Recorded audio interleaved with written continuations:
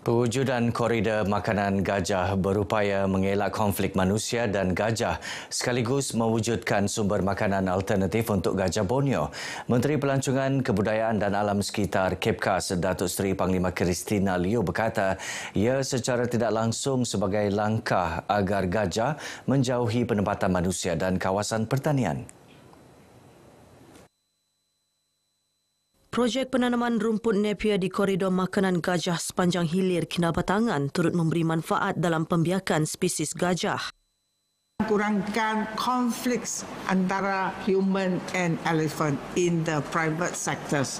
Saya harap conservation, oleh kerana kita boleh bantu conservation for the elephants not being harmed by sometimes they have got traps and things like that. Harap ini insiden sebagai begitu tidak akan terjadi lagi. Datuk Christina ditemui media selepas melancarkan projek koridor makanan gajah hilir Kinabatangan di Tanini, Kinabatangan.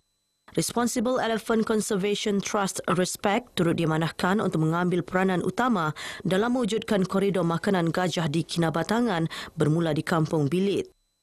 Sebenarnya ini projek menanaman rumput itu ialah inisiatif yang baru dan KEPKAS akan monitor dan bekerjasama dengan Respect untuk tengok dia punya berjayaan lah. Tengok dia punya result, monitor, kalau berjaya, then we will implement in more areas.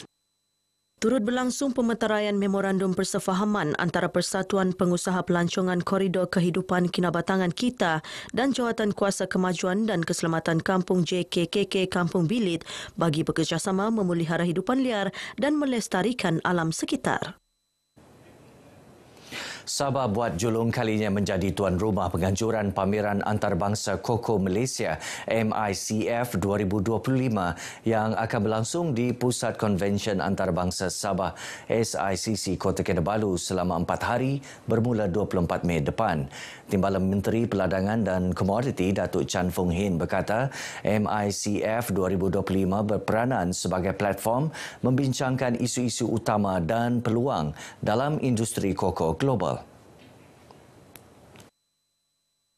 Ia termasuk pengeluaran biji koko premium serta penglibatan negara dalam pemprosesan koko dan pembuatan coklat beans to bar. Basically, we want to connect the entire whole supply chain and also not only the Malaysia but also the international. So means that we have the ambition to make Malaysia and especially for Sabah to become the cocoa hub for the Asia. Datuk Chan ditemui media pada pra-pelancaran MICF 2025 dan sesi bersama media di Kota Kinabalu. Bertemakan My Cocoa Delight Indulge Meet and Connect, MICF 2025 merangkumi 3 acara utama iaitu Persidangan Koko Antarabangsa Malaysia, Pameran Koko Antarabangsa Malaysia dan Makan Malam Koko Antarabangsa Malaysia. MICF 2025 menawarkan pelbagai aktiviti, antaranya pameran produk dan perkhidmatan koko tempatan dan antarabangsa dengan lebih 100 pempamer, sesi seminar dan pembentangan berkaitan industri koko, termasuk inovasi dalam pengeluaran koko, teknologi terkini dan tren pasaran semasa. Kerajaan akan terus menyokong usaha pelbagai pihak termasuk persatuan etnik memartabatkan bahasa ibunda mereka sebagai wadah perpaduan dan kebersamaan masyarakat majmuk. Ini termasuk usaha Persatuan Bahasa Etnik Sabah menyediakan modul pengajaran dan pembelajaran bahasa etnik untuk guru-guru bahasa etnik Kadazan, Tatana, Lotut dan Murut. Menteri Pembangunan Usahawan dan Koperasi Dato' Iwan Benedik berkata, dengan usaha dan sokongan berterusan semua pihak, bahasa etnik masyarakat Sabah dapat berkembang dengan baik di sekolah-sekolah. Beliau berucap merasmikan majlis penutupan, kursus dan bengkel penyediaan modul pengajaran dan pembelajaran bahasa etnik di Kota Kinabalu. Semangat kebersamaan rakyat Malaysia merupakan justifikasi yang kuat untuk terus memastikan setiap etnik ada penghormatan daripada kerajaan dalam sektor pendidikan.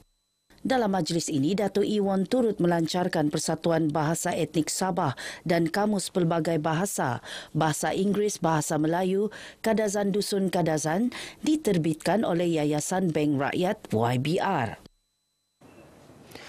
Beberapa klinik kesihatan di kawasan Dun Lumadan bakal dinaik taraf untuk meningkatkan akses dan kemudahan perkhidmatan kesihatan kepada penduduk setempat. Pembantu Menteri kepada Ketua Menteri Datuk Ruslan Muharram berkata, klinik kesihatan Gadong akan dinaik taraf di tapak baru seluas 2 hektar berdekatan dengan klinik sedia ada. Bagi klinik kesihatan Kebajang, bangunan sedia ada yang daif akan diganti.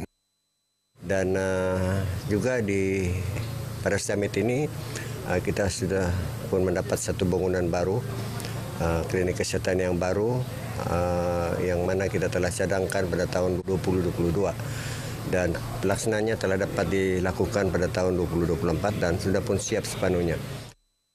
Datuk Ruslan yang juga adun Lumadan ditemui media selepas mengadakan lawatan kerja ke tapak-tapak klinik kesihatan di Lumadan, Beaufort.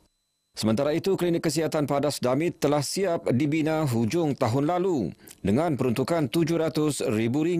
Bangunan baru ini dilengkapi kemudahan tambahan seperti pergigian, makmal serta ruang khas untuk ibu dan anak. Klinik kesihatan Western dan kampung lingkungan telah dinaik taraf. Lebih 3,000 hektar tanah di Pitas terlibat dalam program perkhidmatan tanah adat negeri Sabah Pantas. Pembantu Menteri Pembangunan Luar Bandar Datuk Seri Dr. Rudi Awar berkata program itu melibatkan lebih 12 buah kampung di daerah berkenaan. Program Pantas bagi menyelesaikan isu pengukuran tanah penduduk kampung itu akan memberi manfaat kepada lebih 6,000 orang. Kita juga minta pengukuran pantas di kawasan yang 3 Pitas agar tanah rakyat dapat disegerakan pengeluaran tanah dan juga mendapat geran kepada rakyat. Kita akan agi-agikan dia mengikut keputusan dengan Ketua Kampung dan JPKK serta Ketua Daerah. Datuk Rudi yang juga adun Pitas menyatakan demikian kepada pemberita RTM ketika mengulas mengenai perancangan pembangunan di daerah Pitas tahun ini. Beliau berkata bagi merancangkan lagi aktiviti ekonomi rakyat di Pitas, pelbagai usaha telah dibuat membabitkan pembangunan struktur fizikal premis kedai. Kawasan Dun Kiulu berhasrat meningkatkan penyertaan belia dalam kepimpinan peringkat kampung. Ini termasuklah menyasarkan 30% belia dalam Jawatan Kuasa Kemajuan dan Keselamatan Kampung JKKK. Adun Kiulu, Datuk Johnston Bangkuai berkata penyertaan mereka dalam komposisi JKKK bukan sahaja dapat mewujudkan daya saing, malah mendedahkan mereka kepada tanggungjawab bermula di peringkat kampung.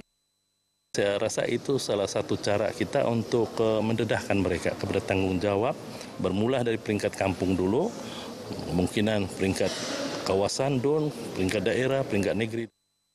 Datuk Johnston yang juga pembantu Menteri Pelancongan, Kebudayaan dan Alam Sekitar ditemui media dalam program Memperkasa 18 Membentuk Demokrasi Esok Hari Ini di Kiulu.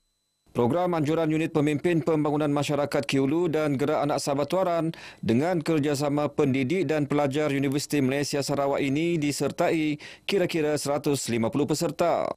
Antara pengisian program adalah bengkel undi 18, forum dan sesi soal jawab selain taklimat kerangka hala tuju Pelan Pembangunan Sabah Maju Jaya SMJ 2021-2025. Sabah terus menjadi destinasi tumpuan rakyat negara China dari segi pelancongan, perniagaan dan pelaburan. Konsul Jeneral Republik Rakyat China di Kota Kinabalu, Dr. Huang Shifang berkata tahun lalu lebih 450,000 rakyatnya datang ke negeri ini untuk melancong. Dr. Huang menyatakan demikian kepada pemberita selepas mengadakan kunjungan hormat terhadap Yang di-Pertua Negeri Tun Musa Aman di Istana Sri Kinabalu. Last year, over 450,000 Chinese tourists came to Sabah, and nowadays more and more Chinese companies also came to Sabah for business or investment, other sectors.